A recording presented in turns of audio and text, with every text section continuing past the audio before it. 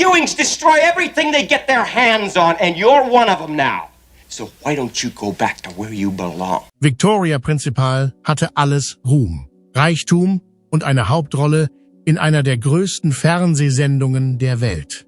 Ihre Ehe schien wie ein Märchen zu sein und ihre Karriere war unaufhaltsam. Doch hinter den Kulissen ging alles den Bach runter. Gerüchte über Verrat, persönliche Opfer und eine schockierende Entscheidung, alles hinter sich zu lassen, machten die Fans fassungslos. Jetzt, mit 75 Jahren, lüftet Victoria endlich den Vorhang über die Wahrheit hinter ihrem plötzlichen Ausstieg aus dem Ruhm und den wahren Grund, warum sie die Liebesgeschichte, von der alle dachten, sie würde andauern, hinter sich gelassen hat.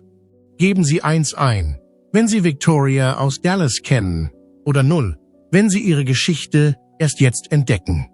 Und was Sie über ihre Vergangenheit, ihre Ehe und die Gründe, warum sie alles hinter sich gelassen hat, enthüllt, könnte alles, was wir zu wissen glaubten. Neu schreiben, um zu verstehen, was wirklich passiert ist, müssen wir zurückgehen. Vor dem Ruhm, vor dem Reichtum, zu der Frau hinter der Rolle der Pamela Barnes Ewing.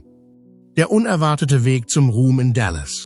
Fast ebenso dramatisch wie der Weggang ihrer Figur aus Dallas war der Weg von Victoria Principal in die Rolle der Pamela Ewing. Die am 3. Januar 1950 in Fukuoka, Japan. Geborene Vicky Ree Principal war die Tochter von Hausfrau Bertha Ree Principal. Geborene Veal, an Air Force Sergeant Victor Rocco Principal. Nur 3 Monate nach ihrer Geburt zog die Familie um. Und so begann ein Leben, das von zahlreichen Umzügen geprägt war. Da ihr Vater beim Militär war, wuchs sie an verschiedenen Orten auf. London, Florida, Georgia, Massachusetts und Puerto Rico, um nur einige zu nennen. Wahrscheinlich wohnte sie auch dort. Während ihrer Wälderzeit in England besuchten sie 17 verschiedene Schulen, darunter die Royal Ballet School. Im Alter von 5 Jahren spielte sie die Hauptrolle in ihrem ersten Fernsehspot, was ihr einen Vorsprung in der Unterhaltungsbranche verschaffte. Sie hatte jedoch nicht die Absicht, nach der Highschool eine Karriere in Hollywood anzustreben. 1968 schrieb sie sich am Miami-Dade Community College ein, um ihren Traum zu verfolgen, Ärztin zu werden. Doch dann kam alles anders. Wenige Monate vor Ende ihres ersten Studienjahres verlor sie bei einem Autounfall fast ihr Leben. Ein betrunkener Autofahrer fuhr sie an, als sie auf dem Heimweg von der Bibliothek war. Der Mann, der sie angefahren hatte, wurde tatsächlich inhaftiert und sie erlitt schwere Verletzungen. Nach Monaten der Erholung hatte sie eine echte Erleuchtung, als sie erfuhr, dass sie das erste Jahr ihres Studiums wiederholen musste. Anstatt zurückzukehren, änderte sie alles und zog nach New York City, um eine Karriere als Schauspielerin anzustreben. Nachdem sie nach Europa gereist war und an der RADA studiert hatte, kam sie schließlich in Los Angeles an, bereit, ihre Hollywood-Ambitionen zu verfolgen. Sie spielte eine mexikanische Geliebte namens Marie Elena in The Life and Times of Judge Roy Bean, was ihr erster großer Durchbruch war. Der Drehbuchautor John Milius war von ihrer Leistung so beeindruckt, dass er ihre Rolle ausbaute. Ihre Karriere nahm eine bedeutende Wendung, als der Film ihr einen Golden Globe Award für die vielversprechendste Newcomerin einbrachte. Als sie zu Dreharbeiten nach Arizona aufbrach, war sie weitgehend unbekannt.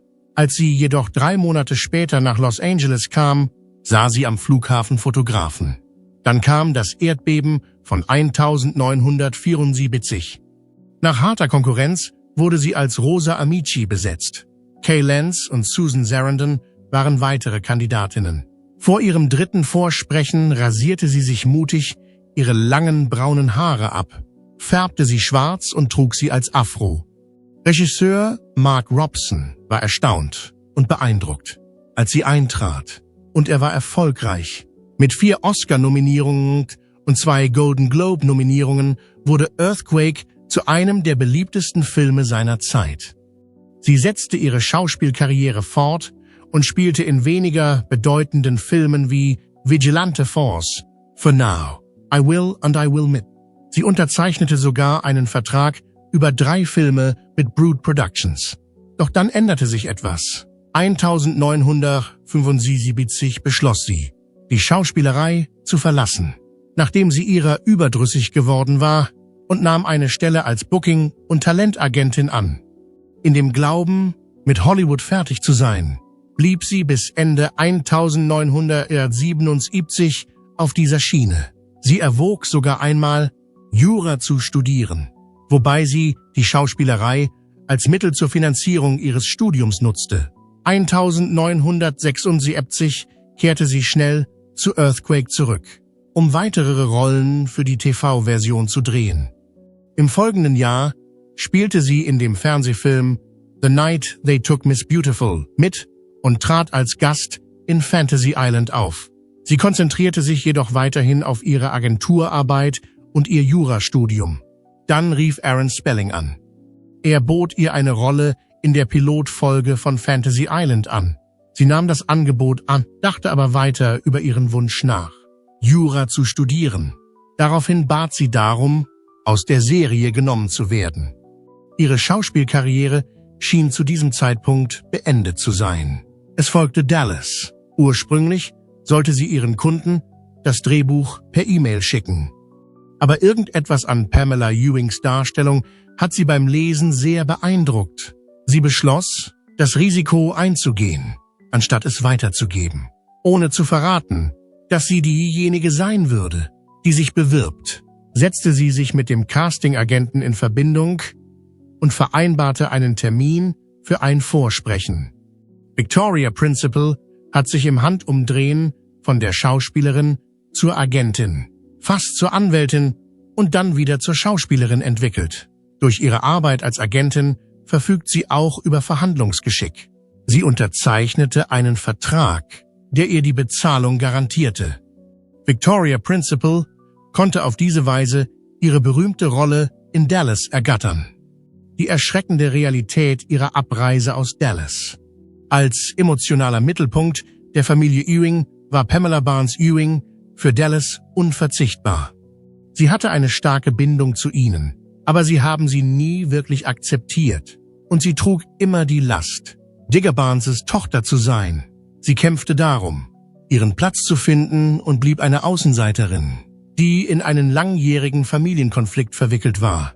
Ironischerweise hat Victoria Principal auch im wirklichen Leben etwas von diesem Außenseitergefühl. Sie wirkte auf einige der Darsteller unnahbar und sogar Produzent Leonard Katzman begann sich zu fragen, ob sie wirklich nicht mochte. Als er sie schließlich direkt fragte, erklärte sie, dass es nichts Persönliches sei, um Pamela Ewings Erfahrung der Einsamkeit besser einzufangen, hielt sie bewusst Abstand. Wie das Leben ihrer Figur war auch Pamelas Ausstieg aus Dallas mysteriös. Nachdem sie einen katastrophalen Zusammenstoß mit einem Öltanker überlebt und schwere Verbrennungen erlitten hatte, begann sie sich zu erholen. Doch dann verschwand sie abrupt. Es gab keine spektakuläre letzte Konfrontation oder einen leidenschaftlichen Abschied. Vielmehr verschwand sie einfach und erklärte, sie habe beschlossen, sich von den Ewings fernzuhalten. Die Erzählung von Pamela Ewing endete abrupt und ohne jede Auflösung. Irgendwie. Pamela feierte in Staffel 12 ein Comeback, diesmal als Margaret Michaels. Nach ihrer Verletzung unterzog sie sich einer plastischen Operation, womit die Sendung ihr verändertes Aussehen rechtfertigte. Die Tatsache, dass sie an einer tödlichen Krankheit litt und nur noch ein Jahr zu leben hatte, trug zur Dramatik bei. Pamela Barnes Ewing. Ein weiteres ungeklärtes Verschwinden, wurde nie wieder gesehen, obwohl ihr Tod nie geklärt wurde. Doch Pamelas Verschwinden war mehr als nur eine dramatische Wendung der Ereignisse. Es war eine Entscheidung, die im wirklichen Leben getroffen wurde. Victoria Principal entschied selbst, dass sie mit dem Programm fertig war. Ihre Karriere wurde durch ihre Zeit in Dallas stark beeinflusst. Aber sie wusste, wann sie gehen musste. Die ersten 5 Jahre waren unglaublich. Das Skript war hervorragend und das Programm nahm richtig Fahrt auf. Sie bemerkte jedoch eine Veränderung. als die ursprünglichen Autoren die Sendung verließen. Als die Handlung nicht mehr so gut war wie in Staffel 7, zog sie es in Erwägung zu gehen. Bei den Vertragsverhandlungen in jenem Jahr war sie sehr direkt zu den Produzenten und sagte ihnen, dass sie noch 2 weitere Staffeln machen würde, und das war's. Sie meinte, was sie sagte, auch wenn man sie anflehte, länger zu bleiben. 2 Jahre später schmiedete sie bereits Pläne für die Zukunft und konzentrierte sich auf ihre Produktionsfirma. Plötzlich schloss der Club in Dallas den Kreis und versuchte, sie zu halten. Vielleicht nahmen sie an, sie würde ihre Meinung ändern. Vielleicht glaubten sie, dass der Druck in letzter Minute sie dazu bringen würde, es sich anders zu überlegen. In der Hoffnung, dass sie einlenken würde, zogen sie die Gespräche in die Länge. Das tat sie jedoch nicht. Als die Zeit gekommen war, war sie klar. Sie war auf dem Weg nach draußen. An diesem Punkt begann der Druck. Am Anfang war alles schön. Notizen, Blumen und die ganze Bitte-nicht-gehen-Sache. Als das nicht gelang, wurden die Dinge jedoch kleinlich. Sie war gezwungen, woanders zu parken, als man ihr den Parkplatz auf dem MGM-Gelände wegnahm. Kurz vor ihrer letzten Szene machte man ihr dann ein saftiges Angebot. Mit ihrer unverschämt hohen Gage pro Folge wäre sie die bestbezahlte Frau im Fernsehen gewesen. Das war ihr Wendepunkt. Obwohl sie sich der Bemühungen um ihre Rückkehr wohl bewusst war, weigerte sie sich, ihre Meinung zu ändern. Sie schlief in dieser Nacht gut und war sich sicher, dass sie nicht beeinflusst werden würde.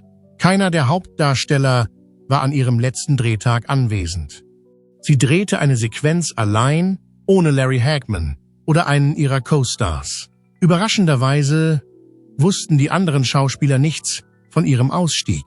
Sie sollten eigentlich von der Produktionsfirma Lorimar informiert werden, aber die Nachricht wurde nie weitergegeben. Aber Victoria wollte noch einen guten Eindruck hinterlassen, bevor sie abreiste.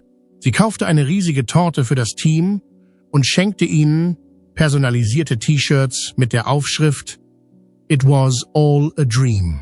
Victoria, Liebe. Dann wagte sie den Sprung. Nach Beendigung der Dreharbeiten ging sie zu einer Wohltätigkeitsveranstaltung in Texas und wollte zurückkommen, um den Produzenten ihren Rücktritt mitzuteilen. Doch Lorimar gab plötzlich eine Erklärung ab, in der sie sagte, sie sei entlassen worden. Bevor sie eine geänderte Bemerkung machte, beriet sie sich mit ihrem Anwaltsteam, anstatt sofort zu reagieren. Aber zu diesem Zeitpunkt hatte die Geschichte bereits an Fahrt gewonnen und in den Medien viele Mutmaßungen ausgelöst. Im Nachhinein war sie froh, eine so starke, mitfühlende und aufrichtige Figur wie Pamela Ewing zu verkörpern. Es gab Spekulationen, dass sie bei der Rückkehr von Dallas im Jahr 2012 zurückkehren könnte, aber sie tat es nicht. Stattdessen ließ man Margaret Michaels für eine einzige Folge zurückkehren, um die Handlung abzuschließen. Die Fans bekamen dann endlich ihre Antwort. Pamela Ewing hatte sich endgültig verabschiedet. Die Leute hofften weiterhin, dass Victoria Principal ihre Meinung ändern würde, in der Hoffnung, dass sie es vielleicht doch tun würde. Victoria saß jedoch nicht einfach nur herum und kassierte Schecks, als Dallas sie verließ. Sie gründete Victoria Principal Productions, produzierte eine Reihe von Fernsehfilmen und spielte sogar in einem von ihnen mit. 1994 trat sie in einer Folge von Home Improvement auf und in den 1990 und Anfang der 2000er Jahre hatte sie weitere Gastrollen in Just Shoot Me, Family Guy, Providence und The Practice. Ihr Comeback bei den Primetime-Soaps mit Titans im Jahr 2000 war ihre letzte große Fernsehrolle. Sie verkörperte die Ex-Frau des Hauptdarstellers, Gwendolyn Williams. Die Serie scheiterte jedoch. Nach nur 11 Episoden beschloss NBC, die Serie abzusetzen. Wegen der schlechten Einschaltquoten wurden nicht einmal die letzten beiden Folgen ausgestrahlt. Victoria Principal hörte danach im Grunde für immer mit der Schauspielerei auf. Die Bedeutung von Dallas für Victoria Principal. Victoria Principal hat sich an ihre Zeit bei Dallas und all die Ereignisse, die darauf folgten, erinnert. Obwohl die Sendung etwas schleppend anlief, wusste sie immer, dass sie ein Erfolg werden würde, und in einem Interview mit People erzählte sie von ihren wunderbaren Erinnerungen. Aber der eigentliche Moment, in dem es ihr auffiel, Anfang 1980. Sie hatte einen klaren Plan für ihren freien Samstag. Sie wollte in der Fox Hills Mall ein Möbelgeschäft abklappern. Für ihr Arbeitszimmer suchte sie ein neues Sofa. Es sollte ein ruhiger Nachmittag werden, an dem sie eine Routinebesorgung machte. Aber alles änderte sich, als sie in den Laden kam. Die Kunden erkannten sie sofort. Und bald wimmelte es von ihnen. Der Filialleiter musste schnell handeln, da die Situation schnell außer Kontrolle geriet. Er verständigte die Polizei, schloss die Tür und brachte die Frau in sein Büro. Die Beamten versuchten, die Versammlung zu zerstreuen und brachten die Frau vorsichtig zu ihrem Auto, sobald sie dort ankamen. Die Fans riefen jedoch immer wieder ihren Namen, als sie abreiste, Pam. Das zeigt, wie sehr Dallas in der Volkskultur verankert ist. Nicht einmal die eintreffenden Polizeibeamten konnten es sich verkneifen, um Unterschriften zu bitten. Eines wurde in diesem Moment unzweifelhaft deutlich. Dallas war mehr als nur eine beliebte Sendung. Es war eine Sensation, auch wenn sie diesen Tag nicht mit einem neuen Sofa verließ, so doch mit einem untrüglichen Gefühl der eigenen wachsenden Berühmtheit. Sie wusste sofort, dass Dallas einzigartig ist, als sie zum Vorsprechen kam. Sie war sofort von der Rolle der Pam begeistert. Sie konnte sich nicht vorstellen, die Rolle nicht zu spielen. Sie bekam die Rolle und blieb 9 Jahre lang in der Sendung. Die ersten paar Staffeln gehörten zum Besten, was hier im Fernsehen produziert wurde. Doch nach 7 Jahren begannen sich die Dinge zu ändern. Ihre Zeit bei Dallas endete 2 Jahre später abrupt, als Pamela die Serie auf tragische Weise verließ, während sie schwanger und in einen Autounfall verwickelt war. Sie gab an, dass die Explosion endgültig zu sein schien, weil sie wollte, dass ihr Ausstieg endgültig ist. Aber von all den Episoden, die sie gedreht hat, sticht eine mehr heraus als die anderen. In einem Interview sprach sie über ihre Lieblingsfolge, einen Zweiteiler mit Mastektomie. Da Barbara Bel Geddes die Rolle der Miss Ellie spielte, hatte dieses Stück eine besondere Bedeutung für sie. Sie hatten eine einzigartige Beziehung, machten ständig Witze und nannten sich gegenseitig entzückende Namen. Aber es gab auch ruhig etwas Tiefgründigeres. Nach dem Verlust ihres Mannes, dem Kampf gegen Brustkrebs und einer doppelten Mastektomie hatte Barbara viel durchgemacht. Die Direktorin war empört, als sie das Drehbuch zum ersten Mal las. Barbara teilte ihr mit, dass sie das Programm wirklich mitgestaltet und für dessen Qualität gesorgt hatte, obwohl sie der Meinung war, dass die Autoren sich ihre persönlichen Erfahrungen angeeignet hatten. Barbara wurde vom Schulleiter als Heldin gefeiert, der dies als einen wahren Moment der Stärke erkannte. Und was ist mit diesen Episoden, die ihrer Meinung nach Dallas von seiner besten Seite zeigen? Es sollte nicht überraschen, dass Barbara einen Emmy erhalten hat. Nach ihrem Ausstieg aus Dallas blieb sie nicht in Kontakt mit ihren Mitstreitern. Selbst während der Dauer der Sendung haben sie sich nicht regelmäßig getroffen, obwohl sie manchmal telefonierten. Jedes Mitglied der Besetzung hatte eine eigene Existenz. Sie war unverheiratet, obwohl Larry Hagman, Steve Canale, Linda Gray und Patrick Duffy alle verheiratet waren und Kinder hatten. Natürlich führten ihre unterschiedlichen Ziele und Lebensstile dazu, dass sie verschiedene Wege einschlugen. Als Dallas 2012 zu TNT zurückkehrte, war Principal nicht an der Serie interessiert, obwohl einige der Originalbesetzung wieder dabei waren. Sie setzte den Gerüchten schnell ein Ende. Für sie waren Bobby und Pam der Romeo und die Julia von Dallas. Und ihre Liebesgeschichte war dazu bestimmt, tragisch zu enden, genau wie Shakespeare es sich vorgestellt hatte. Sie hatte nicht die Absicht, sie zu ändern.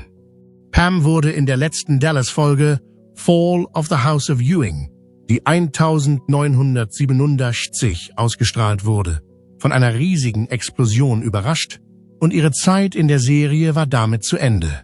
Sie ging mit dem Wissen, dass ihr Abenteuer als Pam beendet war. Sie hatte wenig Einfluss darauf, was die Produzenten nach ihrem Ausscheiden tun würden. Vor langer Zeit hatte sie die Entscheidung getroffen, weil sie die Sendung, die Geschichte von Bobby und Pam und die Zuschauer, die ihr Geld in die Sendung gesteckt hatten, liebte und respektierte. Sie findet es aber immer noch faszinierend, dass Dallas immer wieder von jüngeren Generationen entdeckt wird. Als Reaktion darauf haben Fans mitgeteilt, dass sie ihre Kinder und Enkelkinder in die Serie einführen. Das Wissen, dass Dallas immer noch in Erinnerung ist der größte Gewinn für sie. Der schreckliche Vorfall mit Victoria Principal. Nach einem Streit um den Hund der Schauspielerin verklagten sich Victoria Principal und ihr Hausmädchen gegenseitig wegen Körperverletzung. Der Vorfall ereignete sich, als der Hund am Tag nach Weihnachten mit der Haushälterin der Direktorin spazieren ging. Berichten zufolge zeichnete Principal einen verletzenden Gegenstand auf sie, der auf ihre Rückkehr folgte. Jede Partei gab der anderen die Schuld an der Auseinandersetzung und beide gaben widersprüchliche Versionen des Geschehens an. Der Fall wird vor einem Zivilgericht verhandelt, da keine Strafanzeige gestellt wurde. Nach Angaben der Schulleiterin begann der Konflikt, als sie Maribel Banegas über eine Agentur als Zeitarbeitskraft einstellte. In der Beschwerde der Direktorin heißt es, Banegas sei am 26. Dezember schlecht gelaunt zur Arbeit erschienen. Als Grund nannte sie die Absicht der Schauspielerin, ihr zu kündigen. Die Direktorin sagte, dass Banegas Leistung unter dem Standard lag und dass sie bereits Aggressivität gegenüber anderen Mitarbeitern gezeigt hatte. Und dann war da noch der Vorfall mit dem Hund. Der Auftraggeber behauptet, dass Banegas, nachdem sie mit dem Hund spazieren gegangen war, 1 Stunde lang verschwunden war. Der Schulleiter kontaktierte sie in dieser Zeit mehrmals und forderte sie auf, sofort mit dem Hund zurückzukommen. Aber sie antwortete nicht.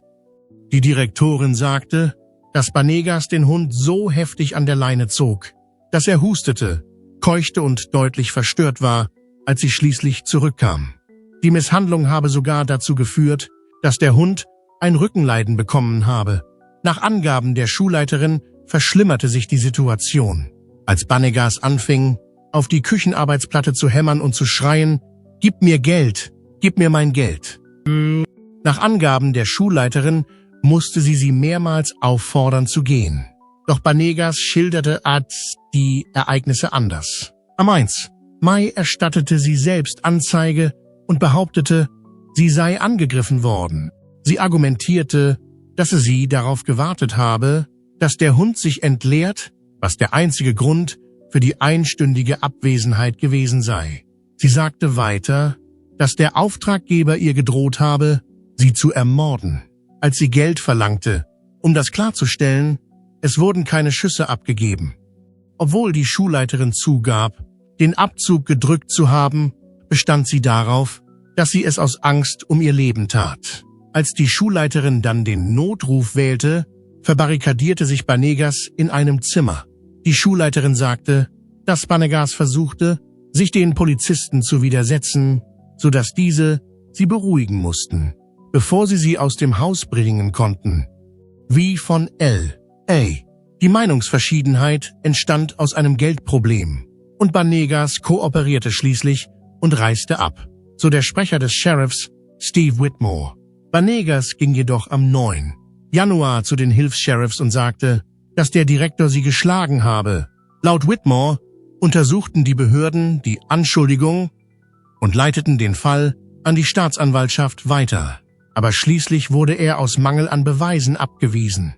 Frank Sinatra, Anthony Perkins, der bekanntlich seine Jungfräulichkeit an sie verlor, Lance Reventlow, Desi Arnaz Jr., Mark Salinger und Charles Schmidt sind nur einige der bekannten Persönlichkeiten, mit denen Victoria eine Liebesbeziehung hatte. Trotz der zahlreichen Namen, die mit ihr in Verbindung gebracht werden, besteht sie darauf, dass sie wesentlich weniger bedeutsame Beziehungen hatte, als oft angenommen wird. Nur 3 von ihnen endeten tatsächlich in einer Ehe. Als Christopher Skinner 1978 eine kleine Rolle in Dallas bekam, lernte sie ihn kennen. Es war ein Wirbelwind in einem Augenblick. Nach nur 3 Dates wussten sie, dass sie zusammengehörten. Sie beschrieb es als absolut befriedigend, als ob sie einen echten Besitz besäßen. Sie heirateten noch im selben Jahr, aber die Risse wurden bald deutlich. Während Victoria hier draußen eine steile Karriere hinlegte, war Skinner der Typ, der eine Hausfrau bevorzugte. Ihre Versuche, einen Kompromiss zu finden, blieben erfolglos. 1980 trennten sich ihre Wege nach 2 Jahren. Victoria war nach der Scheidung nicht nachtragend. Sie betrachtete es sogar als ein Geschenk des Himmels. Sie hat das Scheitern ihrer Ehe, das ihrer Karriere zu neuen Höhenflügen verhalf, nie bereut. Anfang der 1980er Jahre hatte sie ihre Position als Königin von Dallas gefestigt und strahlte mehr Selbstvertrauen denn je aus. Zu diesem Zeitpunkt fühlte sie sich bereit, wieder eine Beziehung einzugehen. Als nächstes war Andy Gibb an der Reihe. Er war jung, bekannt und hatte großen Erfolg in der Musikbranche. Als sie sich 1981 in der John Davidson-Sendung zum ersten Mal trafen, sprang der Funke über. Der kleine Bruder der Bee Gees war überall. Victoria glaubte, sie hätte den Richtigen gefunden. Sie übernahmen den Lebensstil des anderen, da sie beide im Rampenlicht standen. Es war ihr egal, dass der Altersunterschied 8 Jahre betrug. Sie sagte, dass sie nicht hier draußen sei, um Geburtsurkunden zu überprüfen, wenn ein Typ ihre Aufmerksamkeit erregt. Sie war überzeugt, dass Andy der Richtige war. Er war jemand, auf den sie sich verlassen konnte, wenn sie ihn brauchte, aber er erlaubte ihr auch, stark und unabhängig zu sein, was sie bewunderte. Das war einer der Gründe, warum sie sich überhaupt zu ihm hingezogen fühlte, auch wenn er von Frauen umschwärmt wurde. Aber Andy war ganz und gar in sie verliebt. Er sprach viel über sie und gab gegenüber dem People Magazine sogar zu, dass Victoria der einzige Grund war, warum er Dallas schaute. Ihre Verbundenheit ging über einfache Verehrung hinaus. All I Have to Do is Dream. Ein Duett, das sie gemeinsam aufnahmen, erreichte im September 1981 Platz 51 der Billboard Hot 100. Das Lied war von besonderer Bedeutung, da es Victorias einzige Aufnahme und Andys letzte Single war. Trotz ihrer intensiven Hingabe hatte Victoria nicht die Absicht, noch einmal zu heiraten. Sie erklärte unmissverständlich, dass sie nicht die Absicht habe, ihn zu heiraten. Dann machte sie kurz vor seinem 24. Geburtstag mit Andy Schluss. Sie dachte, er sei zu sehr in sie verliebt und würde sie erdrücken. Es war einfach zu viel für sie. Aber Andy war nicht bereit, loszulassen. Er kontaktierte sie auch nach ihrer Trennung weiter, sodass sie ihn drängen musste, damit aufzuhören. Vor allem, als sie gerade Dallas drehte. Als die Dreharbeiten beendet waren, zog Victoria jedoch weiter. 1983 lernte sie schließlich den renommierten Schönheitschirurgen Dr. Harry Glassman aus Beverly Hills kennen. Beide hatten gerade ihre Ehen beendet. Er nach einem Streit mit seiner Ex-Frau Jane, sie von Andy. Victoria verliebte sich schwer, als ihre Scheidungen abgeschlossen waren. Sie lernte sogar Harrys Kinder aus seiner früheren Ehe kennen. Am 22. Juni 1985 heirateten die beiden in Dallas, Texas. Und Victoria war damals gerade 7 Jahre alt. Gemeinsam hatten sie nie Kinder. Victoria dementierte Berichte, dass sie ihre Figur nicht durch eine Schwangerschaft ruinieren wollte und behauptete, dass sie wirklich Probleme hatte, schwanger zu werden. Mit Andy ging es unterdessen bergab. Obwohl er beruflich aufgestiegen war, traf ihn der Tod von Victoria tief und machte es ihm schwer, sich zu konzentrieren. Er begann, Auftritte zu schwänzen. Und in einem entscheidenden Moment war er zu verzweifelt, um zu den American Music Awards zu gehen. Sein Enthusiasmus für die Musik schien zu schwinden und wurde durch eine zunehmende Apathie ersetzt. Eine der Hauptursachen für seinen Niedergang war der Drogenmissbrauch. Später erzählte Victoria ihm, dass dies ein Hauptgrund für ihre Trennung war und stellte ihn vor die Wahl. Entweder sie oder die Drogen. Aber Andy hatte bereits Probleme. Er sagte später, dass er nach der Trennung 2 Wochen lang bettlägerig war, weil er nicht den Willen hatte, das Bett zu verlassen. Seine Produzenten versuchten immer wieder, ihn zurück ins Studio zu holen. Aber er war zu sehr mit Selbstzerstörung und Liebeskummer beschäftigt, um darauf zu reagieren. Andy hat sich danach nie wieder ganz erholt. Er hatte kein Verlangen, wieder eine feste Beziehung einzugehen. Er gab sein gesamtes Geld aus, bis er nichts mehr hatte. Denn 2 Tage nach seinem 30. Geburtstag landete er mit unerträglichen Magenbeschwerden im Krankenhaus. Die Situation verschlechterte sich rapide. Andy war tot, bevor die Ärzte etwas mehr tun konnten. Viele andere blickten in der Folgezeit auf seine Karriere zurück und dachten über das ungenutzte Potenzial nach, das er nie verwirklichen konnte. Laut Freddie Gershon, dem ehemaligen Präsidenten seiner Plattenfirma, war Andy extrem sensibel und kämpfte mit Ablehnung, die ihn immer wieder in die Sucht zurückzog. Gefühlsmäßig war er immer noch der 17-jährige Junge, obwohl die Jahre vergangen waren und er die Schwierigkeiten, die ihn von Anfang an geplagt hatten, nie ganz abschütteln konnte. Es war ein langer Weg für Victoria und Harry. Nach mehr als 2 Jahrzehnten des Zusammenlebens in Beverly Hills endete ihre Ehe im Jahr 2006. Victoria reichte im Mai desselben Jahres die Scheidung ein und behauptete, sie könnten sich nicht einigen. Das Verfahren wurde im Dezember abgeschlossen. Wenn sie an ihre gemeinsame Zeit zurückdachte, bezeichnete sie diese als eine wunderbare Verbindung, die fast 20 Jahre andauerte. Allerdings gab es einige Kontroversen um ihre Trennung. Harrys Verhaftung im Jahr 2002 wegen häuslicher Gewalt gegen Victoria sorgte kurz vor ihrer Trennung für Schlagzeilen. Obwohl er schließlich auf Kaution freigelassen wurde, schürte der Vorfall Gerüchte in den Medien. Victoria stimmte angeblich einer Abfindung von mehr als $50 Millionen zu, als ihre Scheidung abgeschlossen wurde. Infolgedessen gab es viele Behauptungen, dass sie ihn gekauft hatte, um zu verhindern, dass er Informationen über die Schönheitsoperationen, die er an ihr vorgenommen hatte, preisgab. Anschuldigungen, sollten sie zutreffen, ihre gut erhaltene Fassade der angeborenen Attraktivität beschädigt haben könnten. Victoria bezeichnete diese Anschuldigungen jedoch als unbegründete Lügen und wies sie öffentlich zurück. Victoria Principals Life-Turning Crisis. Während ihrer Abwesenheit vom Rampenlicht Hollywoods hat Victoria Principal ihren Wohnsitz in Kalifornien.